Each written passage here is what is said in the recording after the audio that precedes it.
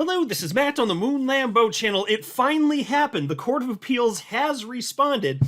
And talk about coming down to the wire. Like, I can't help but wonder if the team over at Ripple was starting to get a little bit nervous. And the reason I say that, just to be clear, is had we not gotten this document filed today from the Court of Appeals, and thankfully we did, regarding the SEC and Ripple, had this not happened, then Ripple would have had no choice but to proceed with the next steps in the appeal process against the SEC. So thankfully, that's not the world we're living in right now, but the deadline was today. And obviously, the Court of Appeals knew that, and so, the suspense. But we did get word from the Court of Appeals that indeed we're going to halt proceedings for the time being, because as you've probably certainly heard by now, the SEC and Ripple agreed to hold off on moving any bit further for now. But before going further, I do want to be clear. I do not have a financial background of any kind. I am not offering financial advice, and you definitely should not buy or sell anything because of anything I say or write. I'm just an enthusiast who enjoys making YouTube videos about crypto-related topics, but just as a hobby and just for fun. All right, just to quickly set the table here and provide a little bit of a refresher since it has been 6 days. Here's a headline from The Street. SEC, Ripple files surprise joint motion to pause appeal. The long-running legal battle between the U.S. Securities and Exchange Commission and Ripple Labs has taken a significant turn, with both sides filing a joint motion to hold the ongoing appeal and cross-appeal in abeyance. So that just means pausing, moving sideways here. The pause signals that a potential settlement may be imminent, pending approval by the SEC. Okay, now, we knew that this was indeed the case probably about 2 weeks prior to them jointly filing this. But this was significant because it was the first instance of the SEC acknowledging, yeah, we worked something out. We had heard it from Ripple. Yeah, we heard it from Ripple a couple weeks prior. Very excited to see that. For good reason, all of us rejoicing because we have won. It's just one more aspect of this, and seeing that this thing's actually going to come to a close here. And but still, so to see the SEC finally acknowledge this in any capacity, it was very nice. And there is one little hurdle that we're waiting on here. So in the meantime, given that we're waiting on a particular hurdle, this was jointly filed, this document 6 days ago, saying, hey, let's tap the brakes on this thing. And so here's the key part. I think I'm finding it real quick here.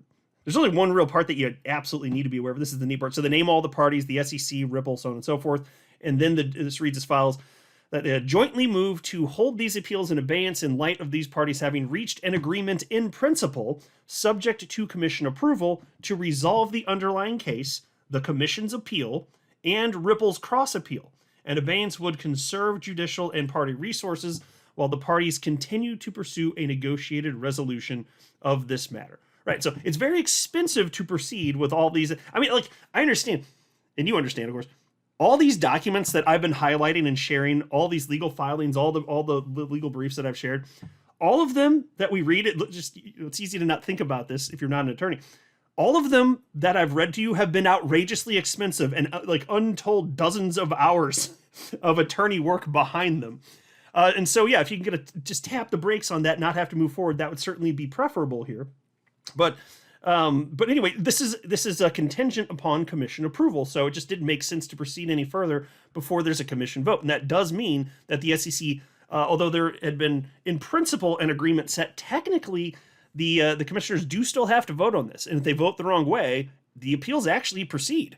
Now, that's not going to happen. I don't believe for a moment that this is indeed going to happen. Obviously, you got Paul Atkins ultimately in charge here now, and Trump very pro-crypto. So from the top of the government on down, everything's pro-crypto. This is going away. This is very clear. And so we get the headline here today: Court grants 60-day pause of SEC Ripple appeals case. An appellate court has granted a joint request from Ripple Labs and the Securities and Exchange Commission to pause an appeal in a 2020 SEC case against Ripple amid settlement negotiations. In an April 16th filing in the U.S. Court of Appeals for the Second Circuit, the court approved a joint SEC Ripple motion to hold the appeal in abeyance, temporarily pausing the case for 60 days. As part of the order, the SEC is expected to file a status report by June 15th. And so shout out and credit to attorney James K. Filan of the XRP community. He has spent several years now consistently highlighting these documents as soon as they're publicly available. He pastes them all up on the internet, and then we share them like crazy. This one from just this morning, it's already been seen 794,000 times. Clearly lots of interest in this and finally winding down, but this is a part of our lives that we as XRP holders, we went through, and we're never going to forget this. So yeah, we want to see this to completion, even if it doesn't materially impact XRP, which it doesn't. Like XRP, it's already got legal clarity, but I can't help but be interested, and I know I'm not the only one that feels like this. It's just nice to see that this chapter of our lives is actually finally, truly, really forever wrapping up, right? That's what we're excited about. And so we shared this morning, XRP community, SEC v. Ripple. The party's joint motion to hold the appeal in abeyance has been granted. The SEC is directed to file a status report within 60 days of this order. Somebody asked XRP community member Sherry for a dissection of this effectively. And I don't know if she's an attorney or if she just worked in the field, or I'm not sure because it doesn't say on her profile and I just haven't seen her note, but she seems as well informed as any lawyer in the XRP community that I've ever seen talk about this. So for good reason, we all trust her judgment here. And here's what she had to say on this topic. The request to temporarily pause the appeal is granted. Next up, the commission will hold a vote to decide if they want to proceed with the settlement in principle that they currently have with Ripple. After such time, the parties will contact Judge Torres for guidance to see if what they want can be done. All of this will be taking place prior to the 60 days the SEC has asked for. Okay, so keep this in mind. Even though I think by a lot, what is most probable is yes, the SEC commissioners are going to vote to make this whole thing go away. That seems very obvious. Even if that happens, which, again, virtual certainty in my mind, that's not the end. Because don't forget, we still have this ruling from Judge Torres. Judge Torres said, hey, you done messed up, Ripple, on this aspect. And, and all the stuff that really matters for us as XRP holders, we won, obviously. But as far as, the penalty, $125 million, the injunction against Ripple, which materially impacted the way Ripple payments work. Because remember, when there's that injunction put down by Judge Torres, Ripple had to start using stable coins instead of XRP for transactions that are occurring in a corridor touching the United States. So that changed the way that they were actually conducting business, and they had no choice at that point. And so ultimately what's going to be done, well, what they're going to push for anyway, is to have that injunction eliminated. So then XRP obviously could just be used in every single flow the world over, including touching the United States. And then on top of that, that reduction in the penalty, as you well know, it's in principle. So there's been this agreement that it would go down from 125 million down to 50 million, but Judge Torres is the one that levied the penalty itself. So you can't just be like, no, we decided we don't want to listen to you, Judge Torres. You do have to go back to Torres, and that's separate from. So that's a separate court from the one that just filed this court appeal. This is a separate circuit, and then you have to go back to Judge Torres and then see if there's something that can be worked out here. I don't know how she's going to respond. Is she just going to be, because I always wonder for a judge like this, is it just like an acknowledgement? Because if you acquiesce, you're like, well, these are what the parties want. And then if I give them what they want, does that mean that I'm just admitting that I had a bad rule? I just wonder how judges think through that. Are they're worried about how it looks for them? I'm not sure. I've seen attorneys discuss that concept, and it's an interesting concept. I don't know what Judge Torres is going to do there. We'll see here. And so here's a post from attorney Fred Rispoli of the XRP community. Here's his response to this. He said, man, talk about cutting it close. I hope one day Stuart Alderati, that's Ripple's chief legal officer, tells us the brief was drafted, finalized, and ready for filing today had this not come through. And so that has to do with what I was referencing earlier. There's a deadline for Ripple, April 16th. And so if they weren't allowed to tap the pause button on the appeal proceedings, that means that Ripple had a deadline they had to hit.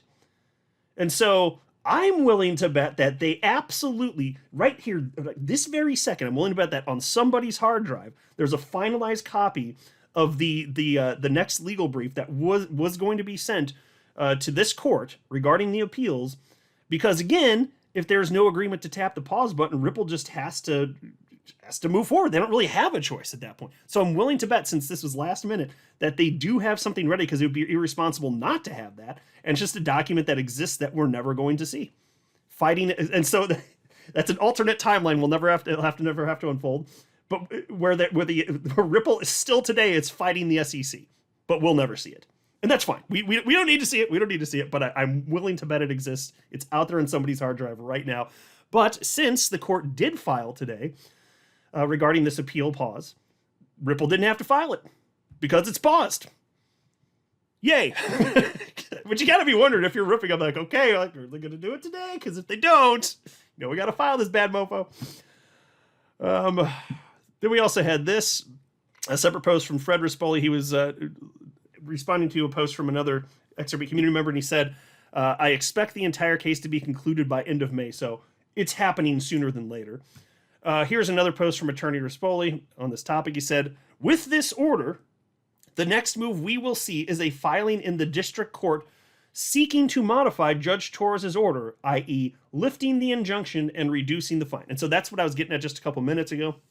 The next thing we'll see, there's going to be, in terms of court filing, obviously we will very well, you'll get the word that the SEC voted to eliminate this appeal first. But then the next filing in the district court would be directed towards Judge Torres seeking to lift that injunction and reduce the fine.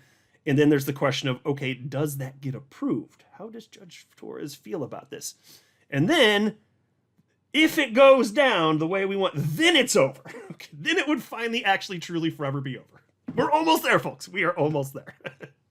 I'm not a financial advisor. You should not buy or sell anything because of anything I say, all right? That would be a very, very, very bad idea. Until next time, to the moon, Lambo.